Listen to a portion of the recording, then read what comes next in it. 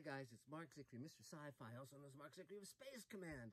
And we had a terrific Space Command shoot this past weekend. We are planning to have many, many more to come. Lots of cool news. But for now, I'm not going to talk about my work. I'm going to talk about someone else's, because Moonfall just came out, and Elaine and I just went to see it. Now, the critics have not been kind to it, and some viewers don't really resonate to it, but don't listen to any of them. It is a great movie. It is a fun popcorn movie. And when I first saw the ads for it, I thought, wow, they've finally come up with a disaster idea that no one has done, which was the moon falling into the earth. And I thought, great. It sounds like it'll be super fun. And when I saw that it was starring Patrick Wilson, whom I've liked ever since Angels in America, and Halle Berry, who, you know, we all root for because she's so great, and John Bradley of Game of Thrones, who was incredibly likable in that, I just thought, okay. And Donald Sutherland, who has to be in every science fiction movie now. He's wonderful. So I thought, oh boy, please let it not suck. Please let it not suck, you know.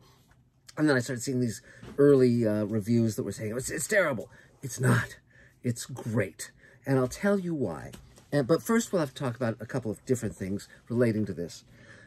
How much you enjoy any given science fiction movie is entirely related to where you go. Give me a break. Come on. Now, for a lot of people with Independence Day, that was where he gives an alien computer a cold, a virus. And it's like, oh yeah, the aliens have Microsoft Windows, great. But for Elaine and myself, that was the one gimme where you say, okay, I'll let that one go, because the rest of the movie was so terrific. I mean, the miniature effects were spectacular. Will Smith was incredibly endearing and funny.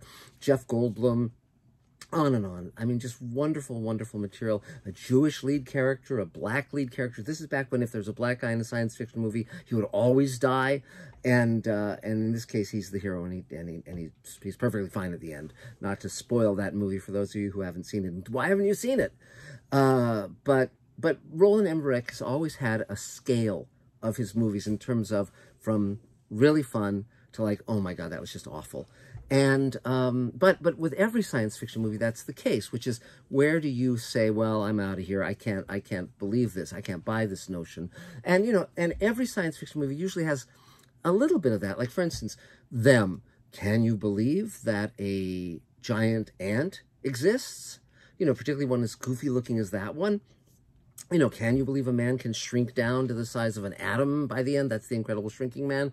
You know, can you believe that vampires take over the world via disease and leave one guy left? Which, of course, is I Am Legend by Richard Matheson, that was been made into many movies, including The Omega Man with Charlton Heston, Planet of the Apes. Can you believe that apes would take over the Earth? You know, or if they have. But, you know, but so the point is, there's always going to be a point where we go, I don't know. And you know, my favorite movies, some other people won't like. I love 2001: A Space Odyssey. My brother Steve didn't like it at all. So, so that's where we are. But so let's talk about the spectrum of Roland Emmerich. At the top of that, for me, would be Independence Day, which is, I love, it's terrific. After that would probably be Stargate and The Day After. I like both of those very much. Maybe The Day After a little bit more than Stargate. But they all have characters you can care about. They all have characters that track, and stories that track, and interesting ideas.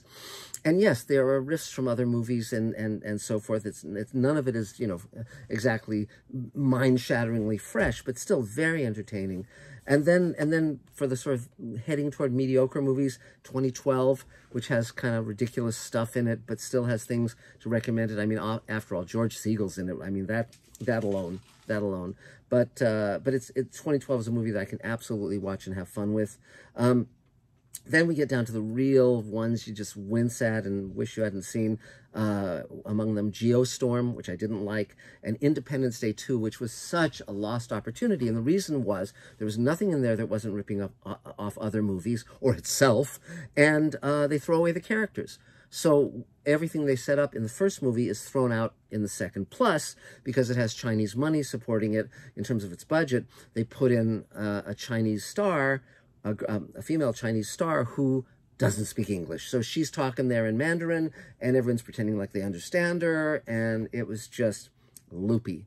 And but Moonfall is the sequel that Independence Day deserved. And although it's not a sequel in terms of the story. It's very much a sequel in terms of the quality and the fun, and just, you know, you go to a popcorn movie, you get popcorn, and it is just so much fun. And right now what we need are fun movies. You know, I don't want to see, you know, I remember I saw that movie about Teflon, where they said, well, Teflon's poisoned every human being on Earth. There's nothing you can do about it. And your 2 hours have just been spent with that realization. It's like, why did I watch that? But this, Moonfall, okay, it delivers totally on the promise of its commercials and its trailers. And you may hate it, but boy, I loved it. And I'll definitely see it again. I'll definitely buy the home video edition. But let's talk about it. Because and I'll try not to have spoilers, because it has many fun surprises, but let's just talk a little bit about the whole thing. The notion of the moon heading into the Earth, changing gravity, changing weather, wreaking havoc. Very fun. Visual effects are all CG, which is a shame because practical models, miniatures, much more cool looking. I mean, the Empire State Building blowing up in Independence Day, there's nothing with that kind of solidity and coolness. But that said, the CG effects are very good.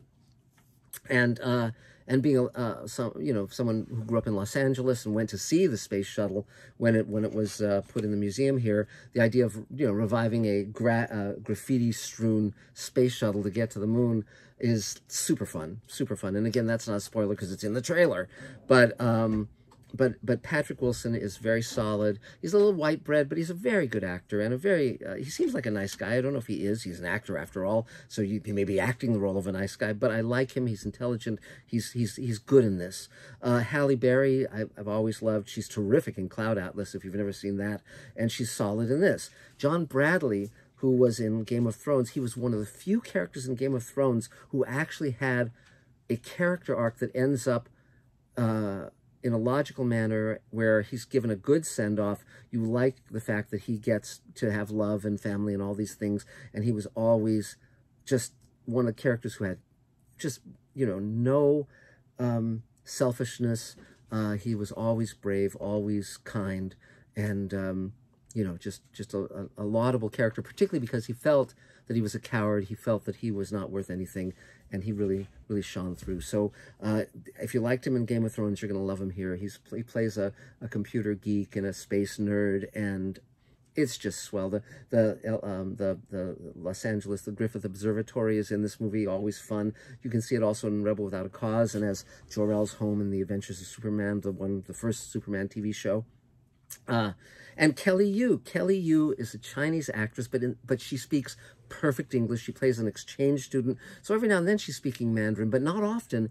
And her character works. She's a good actress, and it really, really is charming and not at all. It doesn't seem shoehorned in a way that's really, awful. And then, of course, as I mentioned, Donald Sutherland, who is just one of the great actors of all time, and phenomenal, and just every time he's in a movie, you can just say, well, it's wonderful fun watching him. Beyond that, there's a lot of crackpot theories that are put to good use here, as well as a great theory that Freeman Dyson, the brilliant astronomer or astrophysicist, first came up with, and it is very well used here. The backstory is clever. A lot of the reviews have been saying, well, this thing throws science out the window. No, it doesn't. It tries to throw in, accurate, astronomy, accurate astrophysics, accurate, science fiction notions that we've seen in various places. It's ridiculous. It's a ridiculous notion, but it knows that. And so when things suddenly turn on a dime, it's like, okay, well, this is a popcorn movie. This is not The Grapes of Wrath. This is not...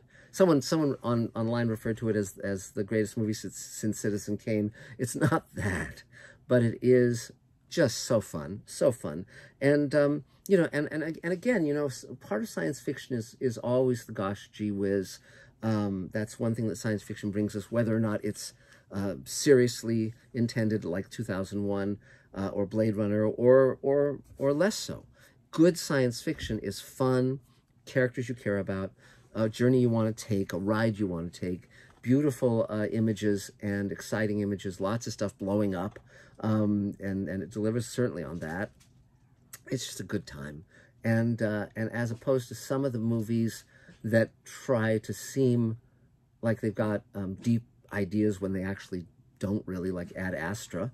This one, which also had Donald Sutherland, this one's just out to give us 2 hours worth of solid fun. And for me, it was just great. It was just great. So, so that's it for now. Many more videos to come. We're going to be talking about a lot of stuff, including the book that made me who I am. So you guys might want to think about that and guess what that book might be. And in the meantime, if you haven't seen Independence Day, please do. If you haven't seen Independence Day 2, please don't. and I guess the dogs are piping up, so I need to leave you now. But we will talk very soon. Bye, guys.